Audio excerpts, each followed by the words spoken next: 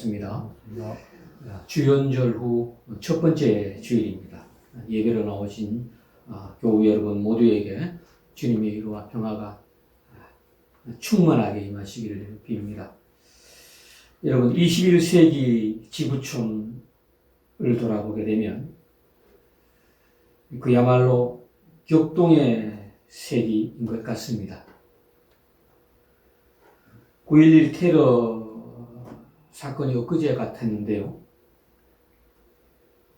이 9.11 테러 사건으로 전 세계가 깜짝 놀란 것을 시작으로 해서 지금까지 이 지구촌 전역에서는 테러와 전쟁이 끊이질 않고 있습니다.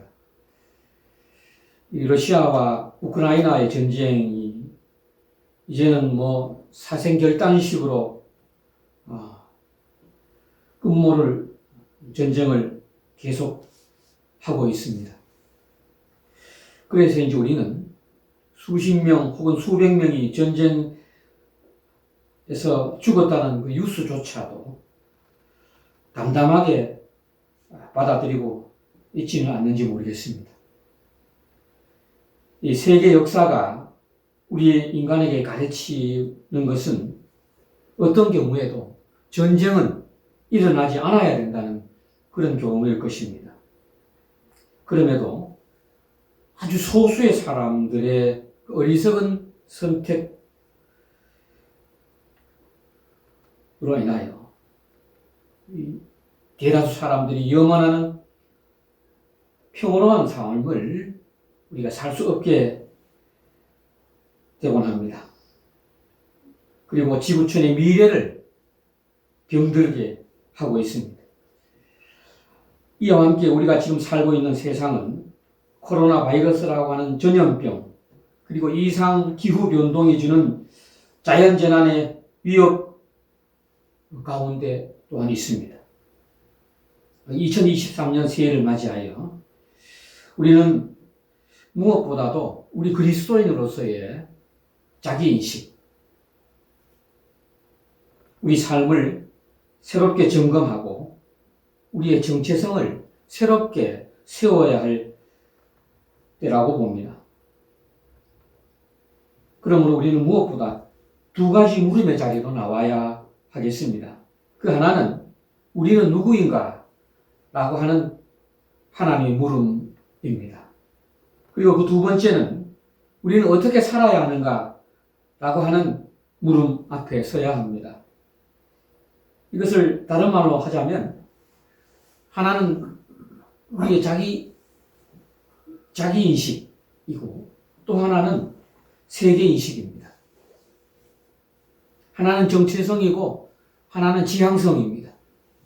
우리의 지향성은 바로 미션이죠. 선교적 삶입니다.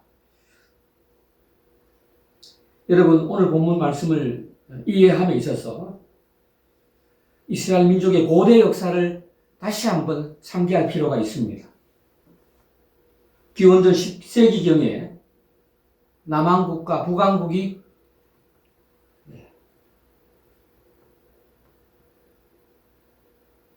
분단의 비극을 경험하죠.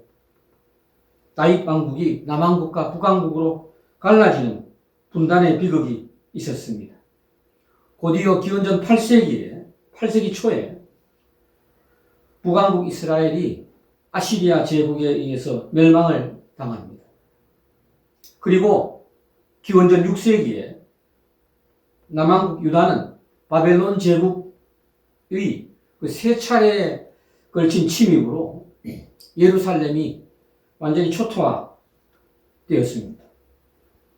기원전 587년경 바벨론의 제2차 침입 때 예루살렘 성전은 완전히 파괴가 되었습니다. 그리고 이때 당시 시디기야 왕의 그 아들들이 시디기야 왕이 보는 앞에서 이 아들들이 살해가 되고 시디기야 왕은 두 눈이 뽑힌 채로 바벨론으로 압송이 되었습니다.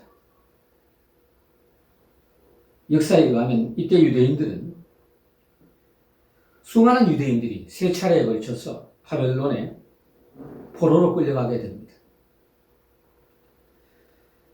그 이후 바벨론이 쇠퇴하고 페르시아 제국이 등장해서 패권을 쥐게 되자 바벨론 포로였던 유대민족은 기원전 538년에 비로소 본국으로 귀환을 하게 됩니다. 그리고 기원전 515년에 성전을 재건하게 돼요. 예루살렘 성전을 다시 세웁니다. 여러분, 그러니까 이스라엘 역사에서 BC 587년부터 BC 515년까지 이 시대를 영어로 말하면 템플레스 에이지, 무성전 시대, 성전이 없는 시대가 있었던 겁니다. 그런데 놀라운 사실은 이 성전이 없었던 이 시기에 이스라엘 백성들은 하나님이 보내신 예언자들을 통해 그들의 신앙을 새롭게 하게 된 겁니다. 유대인들에게 여호와 하나님의 임재의 상징인 성전, 그 성전의 구제의 경험은 그들로 하여금 죄에 대한 철저한 회개로 이어지고 그리고 자기 성찰로 이어지는 계기가 된 것입니다. 말하자면 그들은 바닥에서부터 하나님을 다시 체험하는 계기가 된 것입니다. 여러분, 오늘 본문은 이처럼 유대인들의 뼈아픈 바벨론 포로의 역사를 담고 있습니다. 그러니까 그들의 외적인 정체성은 그야말로 바벨론 포로였습니다. 희망이 없었다는 말입니다. 노예였습니다. 그것도 타국에서 말이죠.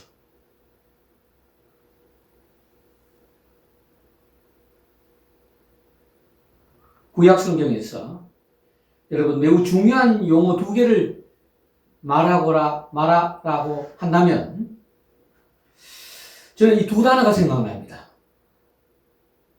하나는 광야라는 단어이고 또 하나는 포로 내지는 유배라는 말이 됩니다. 이 두 단어 공이 매우 중요한 신학적인 의미를 가지고 있습니다.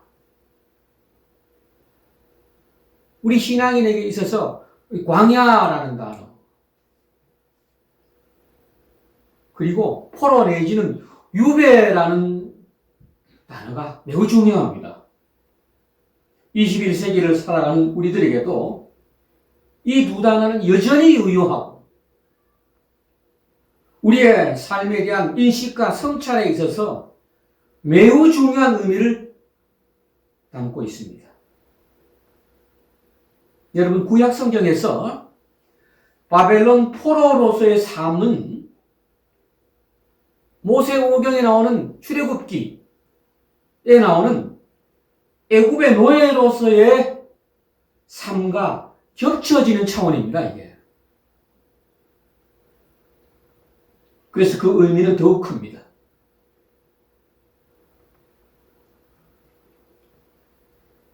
여러분, 바벨론 포로지에서 일어난 이야기를 다루는 중요한 구약 성경의 말씀이 에스더서와 다니엘서를 꼽을 수 있습니다. 그런데 이 두 책도, 이 두 책이 21세기를 살아가는 우리 그리스도인에게 여전히 중요하다고 한다면 그 이유가 무엇일까요? 그것은 바로 우리가 처한 상황이 여러분 유배적 상황이라는 점 때문입니다. 여러분.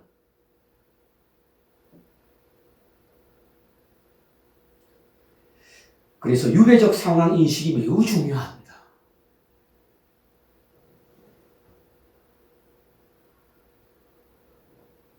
우리가 처한 상황이 대단히 위험한 파국적 상황임은 전 세계적 전염병과 러시아와 우크라이나의 전쟁, 전 세계의 경제 위기, 그리고 환경 파괴로 인한 이상기후 등이 증명해 주고 있는 겁니다. 그런데 이러한 파국적 상황을 한 단어로 나타내는 단어가 오늘 본문에 하나가 있어요. 그것이 8절에 보면 우상이라는 단어입니다. 우상과 포로 내지는 유배적 상황은 붙어 있는다. 이 의미입니다. 오늘날의 시대가 그렇다는 이야기입니다. 우리가 살고 있는 세상이 온갖 우상을 숭배하는 세상임을 직시해야 합니다. 따지고 보면 신앙생활이라는 것도 나와 관련해서 내가 기존에 인식하고 있는 우상적인 것들을 발견하는 과정입니다. 사실은. 내가 이제까지 같이 보였던 것들이 우상적이었다는 것을 발견하는 과정입니다.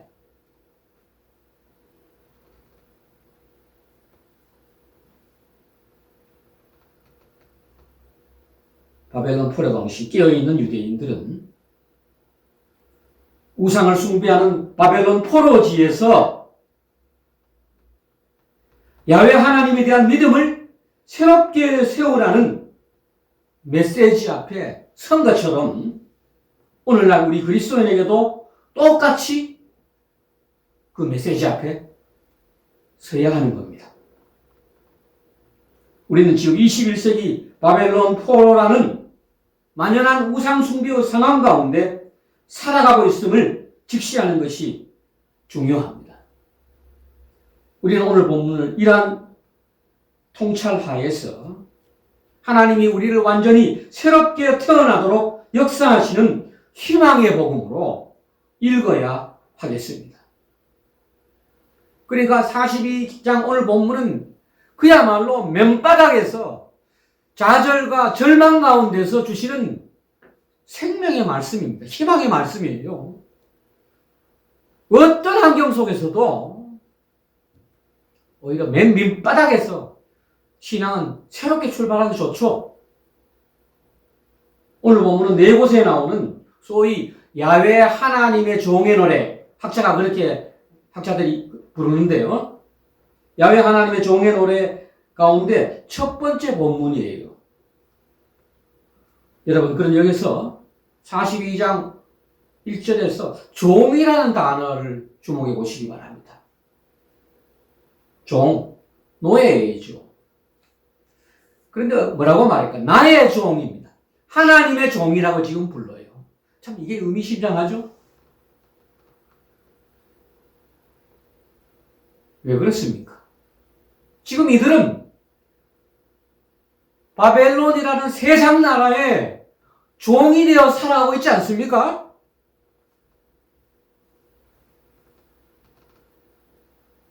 그런 자들 향하여 하나님은 나의 종이라고 부르는 겁니다. 여기서 말하는 하나님의 종이란 그러므로 세상 논리, 세상 가치에 침몰해서 대책 없이 이용당하며 살아가는 그런 종이 아니라 여기서 말하는 하나님의 종이란 하늘이 열리는 사건을 위해 부름받은 사람을 가리키는 겁니다.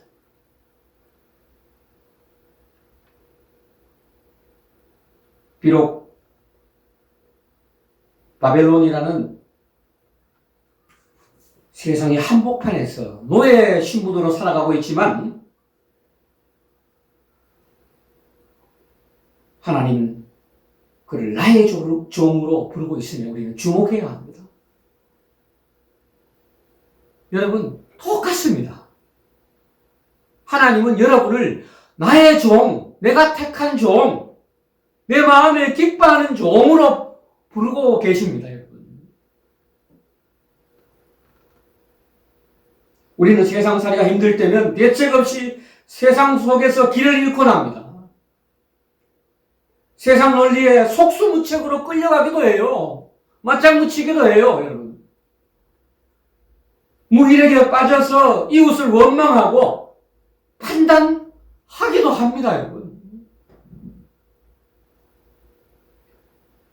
그래도 하나님은 우리를 내가 붙드는 나의 종, 내 마음에 기뻐하는 자, 내가 택한 사람을 보라. 여러분, 우리를 향하신 하나님의 마음을 간직하시기를 바랍니다. 하나님은 이러한 세상의 우상적 성향을 보시면서 1절에서 내가 택한 사람을 보라 고 말씀합니다. 그리고 6절에서는 너를 불렀다 라고 말씀합니다. 여러분, 초기 교회는 오늘 본문이 말하는 이 야훼 하나님의 종을 다름 아닌 예수 그리스도를 가리키는 것으로 믿어 의심치 않았고 그렇게 고백했습니다. 우리는 그 예수 그리스도를 따르는 자들의 모임, 교회 공동체입니다. 우리 그리스도인은 모두가 예외 없이 여러분 하나님이 택하신 사람이며 부르심을 받은 자입니다.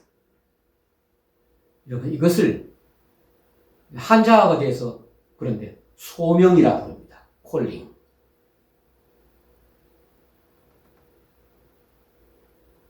오늘 본문 1절에서 4절은 이처럼 하나님의 부르심을 받은 자의 인격적 됨됨이가 뭔지를 잘 보여줘요. 이것은 하나님의 부름을 받은 자의 그 정체성이라고 할까요? 핵심적인 것, 세 가지를 지금 보여주고 있습니다. 여러분 2절을 보십시오. 그는 외치지 아니하며 목소리를 높이지 아니하며 그 소리를 거리에 들리게 하지 아니하며. 여러분 이 말씀이 다가옵니까? 다시 한번 읽겠습니다. 그는 외치지 아니한다. 목소리를 높이지 아니한다. 그 소리를 거리에 들리게 하지 아니한다. 그랬어요. 정반대예요. 우리가 생각하는 하나님의 종, 소명자의 모습과는요. 이것은 소명자의, 부름받은 자의 겸손한 자세를 말하고 있는 겁니다. 어쩌면 소위 그리스도인이라는 사람들의 우리의 면면을 보게 되면 이 절을 주목해야 해요.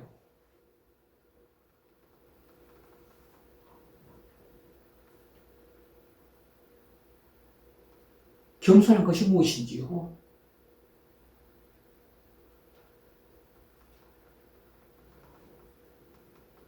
삼절을 보십시오. 상한 갈대를 꺾지 아니며 꺼져가는 등불을 끄지 아니하고 진실로 정의를 시행할 것이며. 3절은 무엇을 말합니까? 이것은 부름받은 자의 마음가짐이 긍휼에 있음을 말씀하고 있는 겁니다. 컴패션입니다. 컴패션.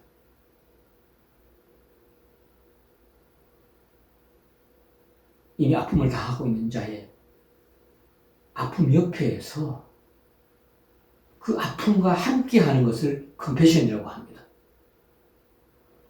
앞에 있는 겸손함과 3절에 있는 긍휼함, 우리가 복음서를 읽으면서 예수님에게서 발견할 수 있어야 해요.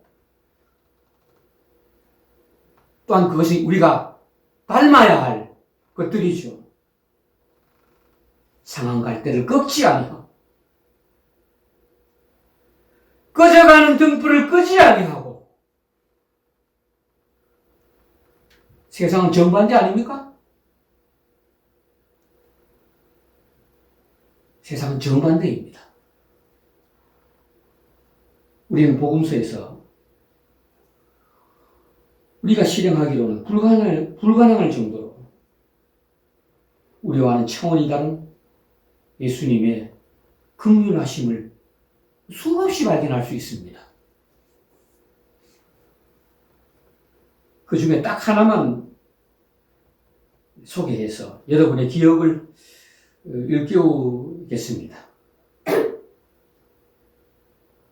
누가복음 21장에 보면 예루살렘 성전에서 부자의 헌금과 함께 한 가부가 두 렙돈을 헌금하는 것을 예수님께서는 주목하셨습니다. 여러분, 성경이 참으로 소중하다는 것이 바로 이런 것 때문이기도 해요. 예루살렘 성전은 당시 명절 때는 수많은 순례자들이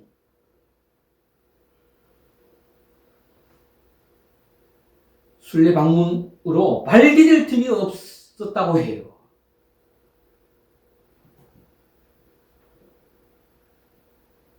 명절 때가 아니더라도 예루살렘 성전은 예배객으로 복잡한 곳이었어요. 예루살렘 성전을 방문하는 모든 사람들의 삶이 다 소중할 것입니다. 그들 한 사람 한 사람은 삶의 애환이 있고 희망이 있고 슬픔이 있고 하나님 경외하는 수많은 면면들이 있을 겁니다, 여러분. 그런데 예수님의 시선은 아마 성전 예배로 모인 사람들 가운데 가장 미약한 사람을 상징하고 있다고 볼 수 있는 이 사건, 한 가부에게 머물고 있다는 점입니다. 다른 사람들 주목하지 않는다는 게 아니에요. 가장 미약한 사람까지도 예수님 보셨다는 겁니다. 그것이 성경에 기록되어 있다는 겁니다. 이게 바로 측량할 수 없는 예수님의 긍휼함을 상징적으로 보여주는 대목이 아닙니까? 두 렙돈을 헌금하는 이름 모를 한 가부에게까지 미치는 주님의 사랑이라면 여기 담지 못하는 사랑이 어디 있겠습니까? 그리고 4절을 보십시오. 그는 세하지 아니하며 낙담하지 아니하고 세상의 정의를 세우기에 이르리니 섬들이 그 교훈을 앙망하리라. 전반전입니다. 그는 쇠하지 아니하며 그리고 낙담하지 아니한다. 여러분, 4절에서 우리는 부름받은 자 소명자가 반드시 지녀야 할 것으로 인내를 말씀하는 겁니다. 인내.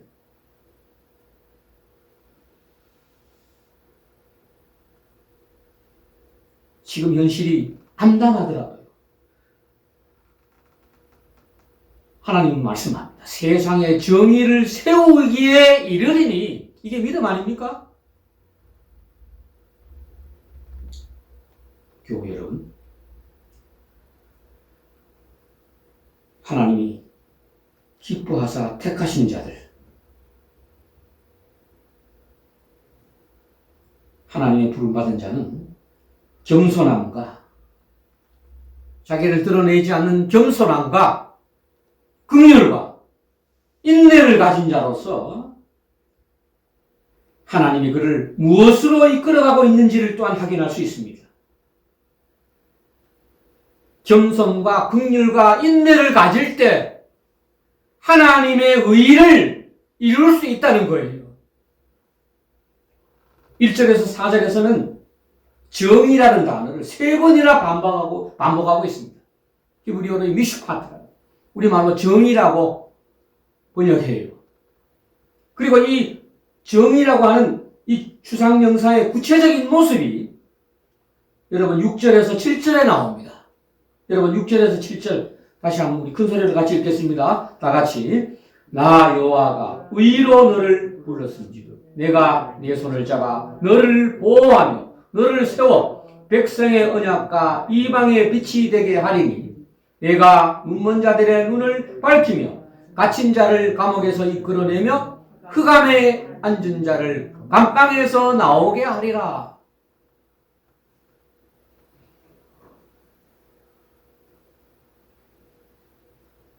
이게 바로 하나님의 의를 이루는 구체적인 모습이라는 겁니다. 이것이 바로 누가복음 4장에 나오지 않습니까?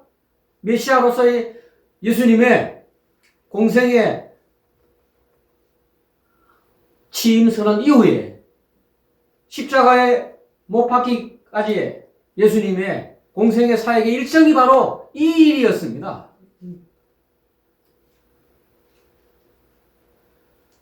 그리고 오늘 본문은 매우 감동적으로 마무리하는 8절에서 9절 말씀이 있어요. 이것은 바로 하나님 자신의 다짐이자 하나님의 뜻입니다. 여러분 8절 9절 다시 한번 우리 한 목소리로 큰 소리를 읽겠습니다. 다 같이 나는 여호와 이는 내 이름이라 나는 내 영광을 다른 자에게 내 찬송을 우상에게 주지 아니하리라. 보라 전에 예언한 일이 이미 이루어졌느니라. 이제 내가 새 일을 알리노라. 그 일이 시작되기 전에라도 너희에게 이르노라. 여러분 이 말씀을 제가 공동번역 개정판을 찾아보니까 더 감동적이어서 제가 한번 읽어보겠습니다. 나는 여호와다. 이것이 내 이름이다. 내가 받을 영광을 네게 돌리랴. 내가 받을 찬양을 어떤 우상에게 돌리랴. 전에 말한 일들은 이미 이루어졌다. 이제 새로 될 일을 내가 미리 알려준다. 싹도 트기 전에 너희의 귀에 들려준다. 이렇게 되어 있습니다. 여러분 눈먼 사람의 눈이 띄어서 하늘이 열리는 것을 보는 사건. 이것은 필경 사건입니다. 갇힌 이들이 풀려서 하늘로 향한 길을 걷는 사건. 이것은 필경 사건입니다. 바로 그것이 하나님이 받고자 하는 영광이고 하나님이 우상들에게 양보하지 않은 찬양이라고 본문은 말씀합니다. 여러분, 하나님은 지금도 그 일을 감당할 신실한 종들을 찾고 계시는 겁니다. 하나님은 각 시대 속에 저마다 그리스도인을 부르신 목적과 이유가 있습니다. 저마다 다른 시공간 아래에서 하나님의 소명을 이루도록 하실 것입니다. 하나님의 부르심, 하나님의 소명은 여러분 일부 소수의 사람만의 사명이 아닌 겁니다. 주님의 사랑을 깨달은 모든 그리스도인에게 부름받은 자, 소명자의 삶이 주어지는 것이에요.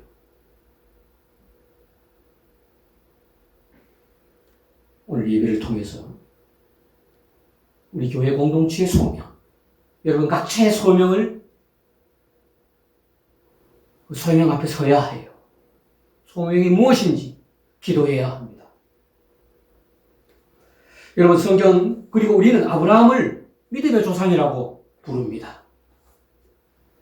그런데 여러분 우리는 아브라함이 위대한 신앙인이 된 것이 아브라함 자신이 위대해서 위대한 신앙이 된 것이라고 생각할 수 있어요. 정말 그럴까요? 그러나 진실은 다른 데 있습니다. 여러분, 하나님이 아브라함을 위대한 신앙인으로 세우신 것이에요.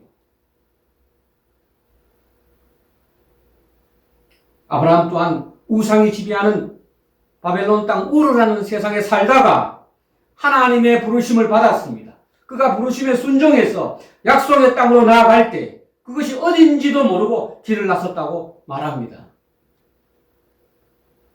여러분 그런데 이것을 세상적인 척도와 세상적인 가치 기준으로 말한다면 여러분 만약에 그 당시에 아브라함의 친구들은 아브라함을 어떻게 평가했을까요?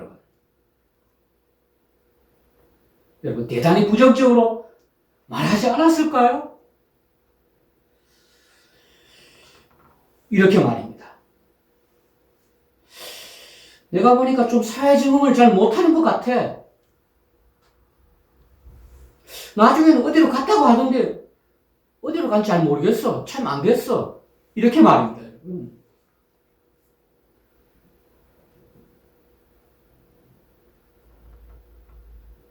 오늘 설교 제목이 하나님의 시간을 잇는 사람이라고 정했습니다. 하나님의 부르심을 받은 사람은 하늘이 열려 하나님의 뜻과 마음을 읽어내는 사람이에요. 하나님의 겸손함과 하나님의 긍휼함과 하나님의 인내가 내 마음에 담아지는 사람입니다. 그래서 하나님의 시간을 이어가는 사람이라고 부를 수 있겠습니다. 여러분, 이 세상에는 두 종류의 사람이 있습니다. 하나님의 시간을 끊는 사람과 하나님의 시간을 이어가는 사람, 두 종류입니다. 하나님의 시간을 이어가는 사람이 되기 위해서는 우리가 처해 있는 문화와 환경에 깨어 있어야 합니다. 이 세상 가운데서 하나님의 시간을 잇는 사람이란 세상의 가치와 하나님 나라의 가치의 차이를 예리하게 직시하는 그 긴장의 끈을 놓치지 않는 사람입니다.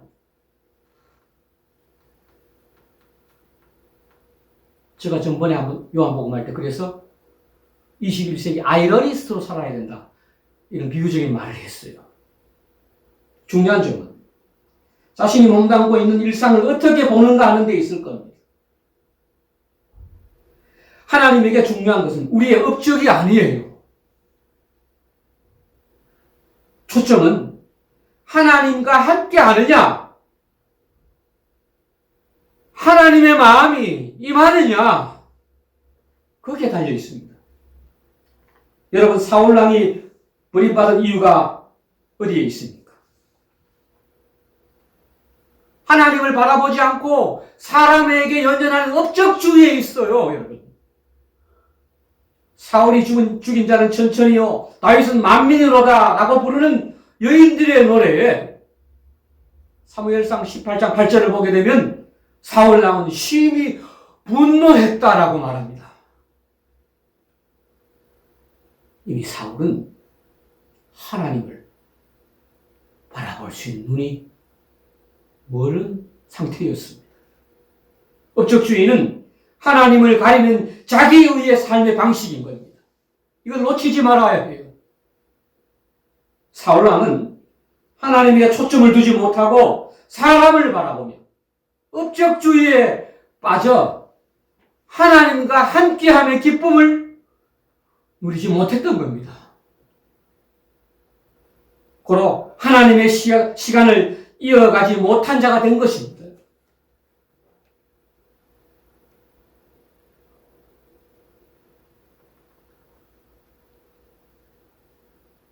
여러분, 먼저는 주님이 여러분을, 우리 한 사람 한 사람을 사랑하고 계심을 발견하는 것이 급선무예요. 우리를 택하여 부른 하나님의 기쁨이 우리에게 와야 해요.